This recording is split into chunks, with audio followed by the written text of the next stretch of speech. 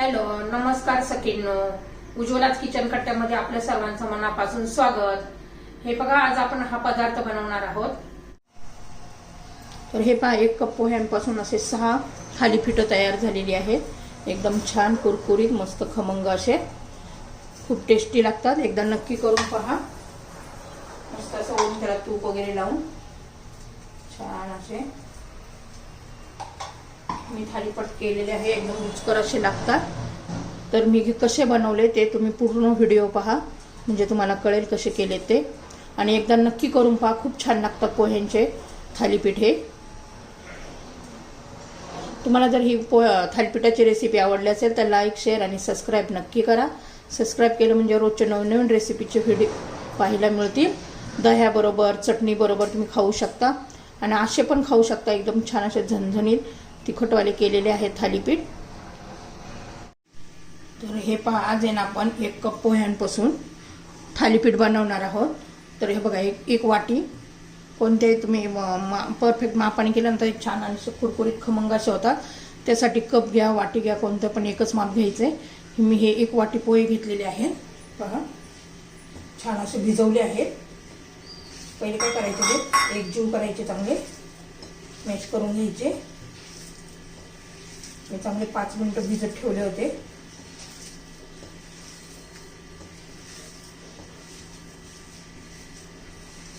छान असे एकजीव झाले पाहिजेत. खूप छान टेस्टी असे कुरकुरीत मस्त असे थालीपीठ तयार होतं याचं. थोडं थोडं पाणी घालून तुम्ही मॅश करू शकता. छान असा त्याचा घट्ट गोळा झाला पाहिजे पिठासारखा. हे पहा, एकदम छान असं मळलं गेलेलं आहे. आता याच्यामध्ये 1 वाटी मी गव्हाचं पीठ घालते. तर हे पहा, 1 वाटी गव्हाचं पीठ,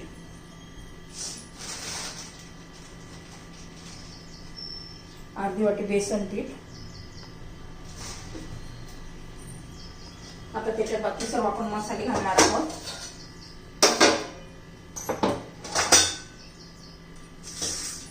हे बघा, एक बारीक चिरलेला कांदा, एक कांदा बारीक चिरून घ्यायचा, हिरवी मिरची, आलं लसूण पेस्ट, भरपूर सारी कोथिंबीर घालायची आहे.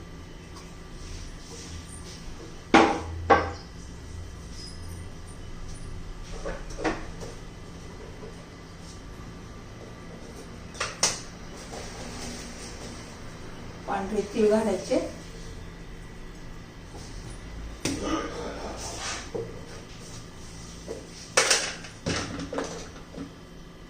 थोडासा असा ओवा घ्यायचा हातावर, क्रश करून घालायचा, म्हणजे छान टेस्ट येते.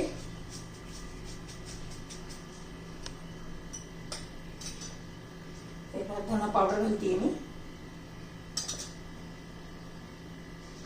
जिरं, लाल तिखट, आपण हिरवी मिरची पण घातलेली आहे. तुमच्या चवीनुसार तुम्ही लाल तिखट घाला. आणि हळद,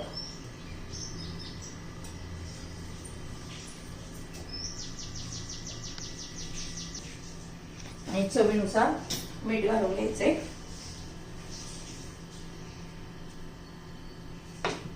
छान असं मळून घ्यायचंय. आता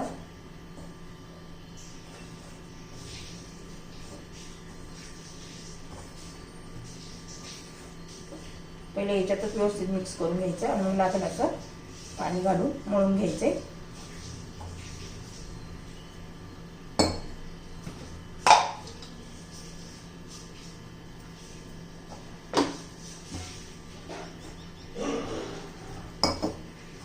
छान असं मी गोळा मळून घेते. सैलसर गोळा करायचा आहे, घट्ट नाही करायचं, कारण आपल्याला थालीपीठ थापायचं आहे.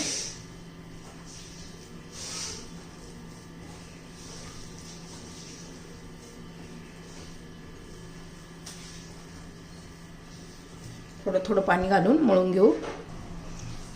हे पण छान असं आपलं आता भिजून झालेलं आहे. तर त्याच्यावर ना थोडंसं तेल घालूया.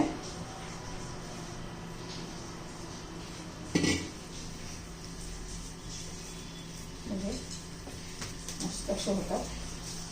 हे आपलं आता मळून झालेलं आहे. आता लगेच 2-3 मिनिटं जरा असेच ठेवूया.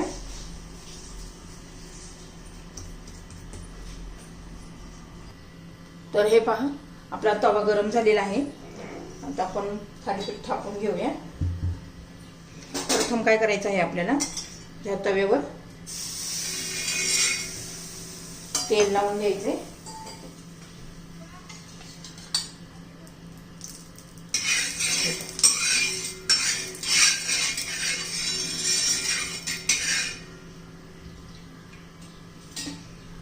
आता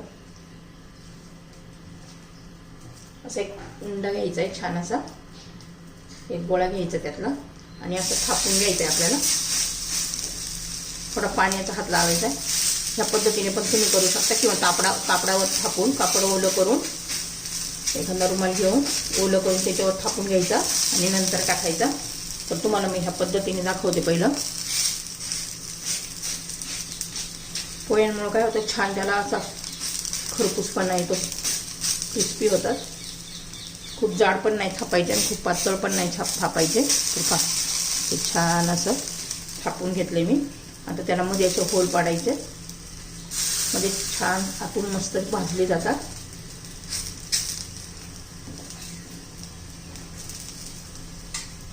त्याला साईडने असं तेल सोडायचं.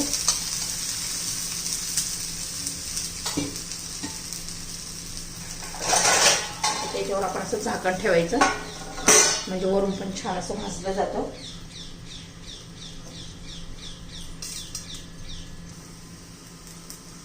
हे पहा आपल्या तीळ टाकायचे राहिले होते.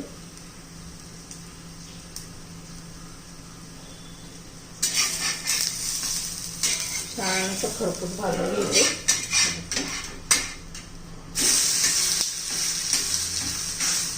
बघा किती छान असं आत्ताच वाटतंय ना, असं खरपूस झाल्यासारखं. पुन्हा झाकण ठेवूया आणि असे सर्व मी बनवून घेते आता. तर हे पहा आपण दुसरं ह्या पद्धतीने थापून घेणार आहोत. आपलं हे कापडाचं ओलसर करून घ्यायचंय, म्हणजे चिटकत नाही. हे बघा आपण छान असं ओलं करून घेतलेलं आहे. आता एक उंडा घ्यायचा आहे पहा छान असा, आणि पाण्याचा हात लावून लावू. हे बघा त्याच्यावर केलं म्हणजे छान असं आपण आपल्याला कितपत पातळ जाड कितपत लागतंय तसं करू शकतो. साधी आणि सोपी पद्धत. त्याच्यावर थोडेसे तेल घालून घेऊया आपण. त्याला असे होल पाडून घ्यायचे. ह्या पद्धतीने आपण सर्व असे करून घेऊया आता. तर हे पहा छान असं आपल्याकडे भाजून झालेलं आहे. आता मी हे काढून घेते.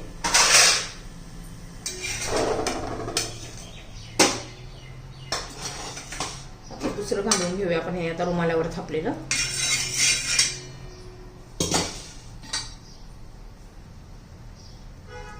छोटी छोटी केली ना मग हे असं ह्या पद्धतीने पण टाकू शकतो आपण. हे पहा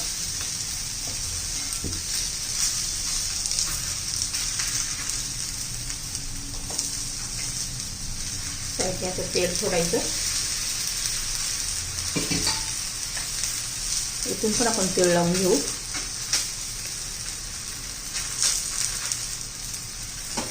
भाजून घेऊया. आता झाकण ठेवूया 2 मिनिट.